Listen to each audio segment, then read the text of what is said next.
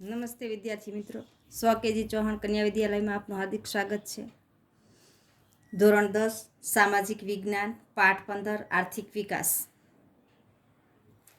હવે આ જે પાઠ છે એ આપણે અર્થશાસ્ત્રનો પાઠ છે, જે 11 કોમર્સની અંદર આવે છે, પણ ધોરણ 10ની અંદર એને આવરી લેવામાં આવ્યું છે. આર્થિક વિકાસ, આર્થિક એટલે નાણાકીય વિકાસ. અહીંયા નાણાકીય બાબત છે એને ધ્યાનમાં આપણે રાખવાની છે. તો કે આર્થિક વિકાસ કોને કહેવાય, આર્થિક વિકાસ એટલે શું, એના લક્ષણો વગેરે આપણે આ પાઠની અંદર જોવાનું છે. હવે પ્રત્યેક વ્યક્તિ છે એની સવાર છે એ અલગ અલગ હોય છે. કેટલાક લોકો છે એ ભૌતિક સુખ સુવિધાથી ભરપૂર છે એ જીવન જીવતા હોય છે, તો કેટલાક છે એ એનાથી વંચિત પણ રહી જતા હોય છે. ભૌતિક સુખ સુવિધા છે એ પૈસાદાર લોકો છે ભોગવી શકે છે, કારણ કે એનો આર્થિક રીતે સધર છે. જ્યારે ગરીબ વર્ગ છે એ આર્થિક સુવિધા, આર્થિક પણાને અભાવે ભૌતિક સુવિધા છે એ એના જીવનની અંદર એનો ઉપયોગ કરી શકતા નથી. વિશ્વની મોટા ભાગની વસ્તી છે જીવન અસ્તિત્વ ટકાવી છે એ રાખવા સંઘર્ષ કરવો પડે છે.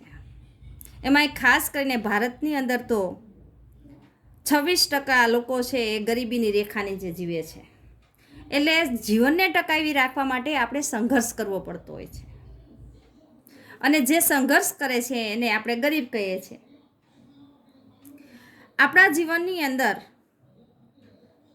ભૌતિક સુખ સુવિધા અને આરામ એ ગરીબ વર્ગ છે એની કલ્પનાનો વિષય છે, કારણ કે માંડ કરી અને પોતાનું 2 ટંકનું એ રડી શકતા હોય છે.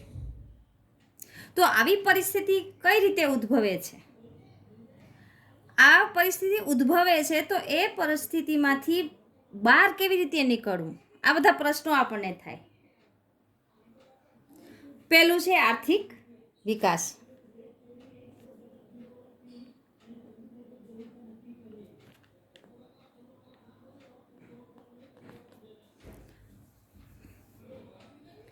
આર્થિક વિકાસ આજના આધુનિક યુગમાં વિશ્વનો પ્રત્યેક દેશ એ વિકાસ કરવા માટે પ્રયત્ન કરે છે, કારણ કે દરેકને દેશને પણ વિકાસ કરવો છે અને વ્યક્તિને પણ વિકાસ કરવો છે. જેને વિકાસ કરવો છે એ પ્રયત્ન કરે છે, પણ વિકાસ એ માત્ર આર્થિક જ નહીં, એની સાથે અનેક પાસા ધરાવતી સામાજિક પરિવર્તનની પ્રક્રિયા પણ જોડાયેલી છે. ફક્ત આર્થિક વિકાસ થવાથી આપણો વિકાસ થઈ જતો નથી, એની સાથે સામાજિક વિકાસ પણ જોડાયેલો છે. હવે આર્થિક વિકાસ એ કોઈ પણ દેશની રાષ્ટ્રીય આવકમાં થતો સતત વધારો દર્શાવે છે. આર્થિક વિકાસ એટલે કોઈ પણ દેશની રાષ્ટ્રીય આવકમાં સતત થતો વધારો, એટલે એને આપણે આર્થિક વિકાસ કહીએ છીએ. તો આર્થિક વિકાસ એટલે શું, આર્થિક વિકાસ કોને કહેવાય? તો પહેલું એનું છે કે દેશની રાષ્ટ્રીય આવકમાં સતત વધારો.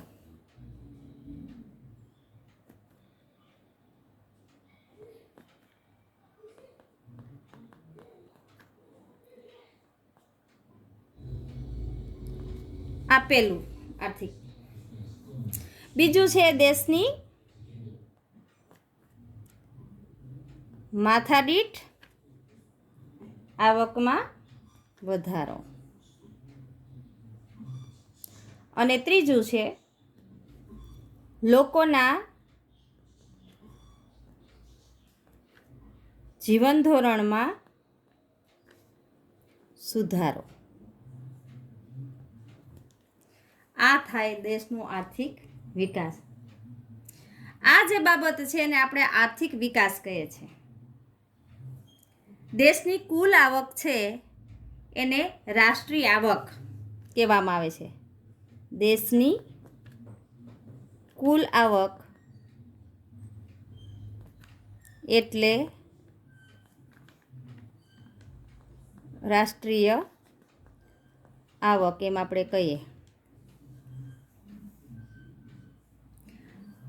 હવે કઈ રીતે આપણે એને શોધી શકીએ?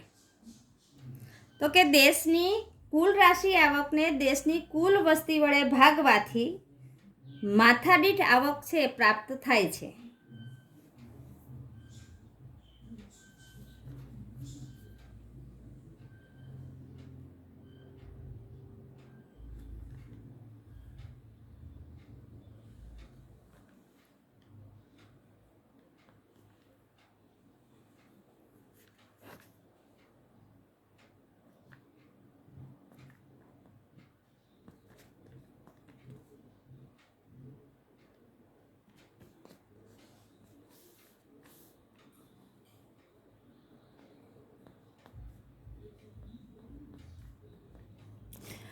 દેશની કુલ રાશિ આવકને દેશની કુલ વસ્તી વડે ભાગતા જે આપણને પ્રાપ્ત થાય છે શેષમાં, એને માથાદીઠ આવક કહેવામાં આવે છે. જ્યારે જીવન ધોરણમાં લોકોને પ્રાપ્ત થતી સગવડો જેવી કે અનાજ, કપડાં, શિક્ષણ, આરોગ્ય, વાહન વ્યવહારની સુવિધા અને રહેઠાણની સુવિધાનો સમાવેશ છે એ આપણે સગવડની અંદર કરી શકીએ છીએ. આ આપણી સુવિધા છે. હવે આઝાદી પછી એટલે કે 1947 પછી રાષ્ટ્રીય આવક અને માથાદીઠ આવક આ બંનેની અંદર વધારો થયો છે. કારણ કે આપણે આઝાદી મળી ત્યારે આપણો દેશ ખૂબ ગરીબ હતો, પણ ધીમે ધીમે આપણે એમાં પ્રગતિ કરી છે અને આપણે રાષ્ટ્રની આવકમાં વધારો કર્યો છે, એટલે આપોઆપ આપણી માથાદીઠ આવકમાં વધારો થયો છે. એટલે અનાજ, કપડાં, વીજળી, શિક્ષણ, આરોગ્ય, રહેઠાણ આ બધી સેવાઓનો વપરાશ અને સુવિધાઓ છે એમાં આપણા જીવનમાં વધારો થયો છે. આઝાદી પહેલાંની અને આઝાદી પછીના આપણા જીવન ધોરણની આપણે સરખામણી કરીએ તો ઉપરોક્ત જરૂરિયાતો વધુ સારી રીતે આપણે સંતોષી શકીએ. જેમ કે આપણે પહેલાં જોયું કે અનાજ છે, કપડાં છે, શિક્ષણ છે, આરોગ્ય છે, વાહન વ્યવહારની સુવિધા છે, રહેઠાણની સુવિધાઓ છે. એના કરતાં આજે આપણે જોઈએ તો આપણા જીવન ધોરણની અંદર આપણે ઘણા બધા સુધારા વધારા જોઈ શકીએ છીએ. આરોગ્યની બાબત કરીએ, વીજળીની બાબત કરીએ, શિક્ષણની વાત કરીએ, રહેઠાણની વાત કરીએ તો આજે આધુનિક રહેઠાણો આપણે જોઈ શકીએ છીએ. તો આ સરખામણી કરીએ તો આપણે સમજી શકીએ છીએ કે અત્યારે આપણું જીવન ધોરણ છે એ વધારે સંતોષકારક છે. એટલે કહી શકાય કે ભારતનો આર્થિક વિકાસ છે એ થઈ રહ્યો છે. સૌનો સાથ અને સૌનો વિકાસ આ વડાપ્રધાનનું સૂત્ર છે એ અહીંયા સાર્થક થાય છે. આર્થિક વૃદ્ધિ આર્થિક વિકાસ વચ્ચેનો તફાવત. જો વિદ્યાર્થી મિત્રો આ 2 માર્કની અંદર તફાવત પૂછાય છે, ગયા વર્ષે પણ પૂછાણો હતો કે આર્થિક વૃદ્ધિ અને આર્થિક વિકાસ તફાવત 2 માર્કમાં પૂછાય છે.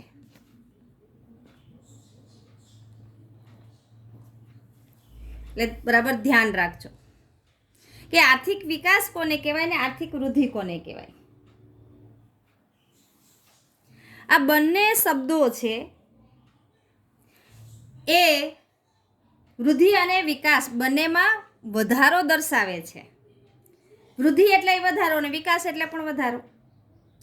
પરંતુ બારીકાઈથી જોઈએ તો બંને વચ્ચે થોડોક આપણને તફાવત જોવા મળે છે. હવે એ કયો તફાવત છે એ આપણે જોવાનો છે. તો વિકાસની પ્રક્રિયાને આધારે જોઈએ તો આર્થિક વિકાસ છે ગુણાત્મક છે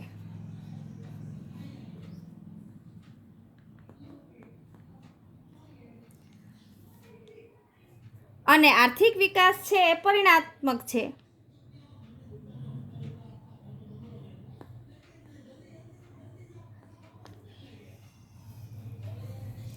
આર્થિક વિકાસ એ પ્રથમ અવસ્થા છે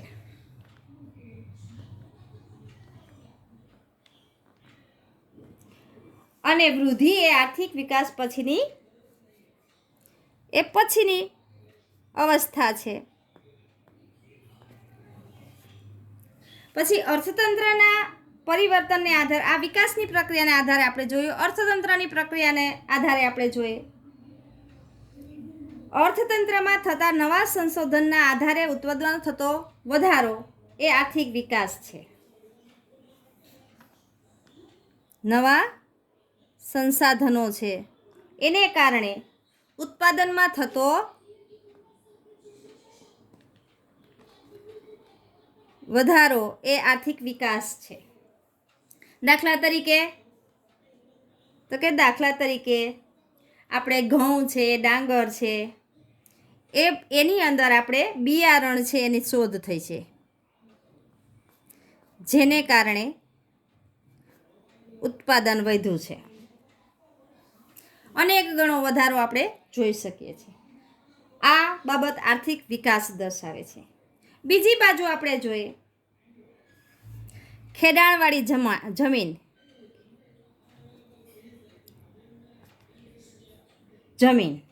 એમાં થતો વધારો એ ખેતીલાયક ઉત્પાદનમાં વધારો થાય તેને આર્થિક વૃદ્ધિ કહેવામાં આવે છે.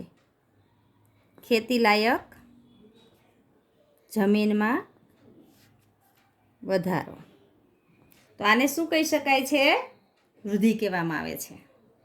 હવે વિકસિત અને વિકાસશીલ દેશોના સંદર્ભમાં આપણે વાત કરીએ તો વિકસિત અને વિકાસશીલ દેશોના સંદર્ભમાં પણ બંને વચ્ચે આપણને તફાવત જોવા મળે છે.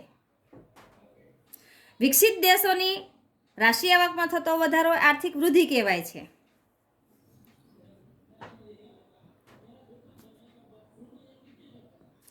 વિકસિત દેશોની રાષ્ટ્રીય આવકમાં થતો વધારો એ વૃદ્ધિ દર્શાવે છે, જ્યારે વિકાસશીલ દેશોની